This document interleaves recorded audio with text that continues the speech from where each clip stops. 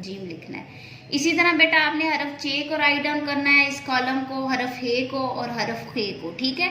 आधी शक्ल को मुकम्मल करना है, फिर एक नुक्ते की मदद से आपने इन हरूफ को लिखना है। नेक्स्ट बढ़ते हैं बेटा पेज नंबर 30 पर। पेज नंबर 30 पर ज़हनी आजमाइश है हमारी, हरफ को मुतलका तस्वीर से मिलाइए। हरफ जीम के दोस्त इस कॉलम में मौजूद है और यहाँ पे इनसे मुतलका तस्वीर हैं। आपने देखना है कि इनसे मुतलका तस्वीर कौन सी और आपस में उनको मिला देना है। जैसे जीम, जीम ज जाए नमाज, जीम के पेट में एक नुक्ता, जीम कहता है ज, जीम ज जाए नमाज।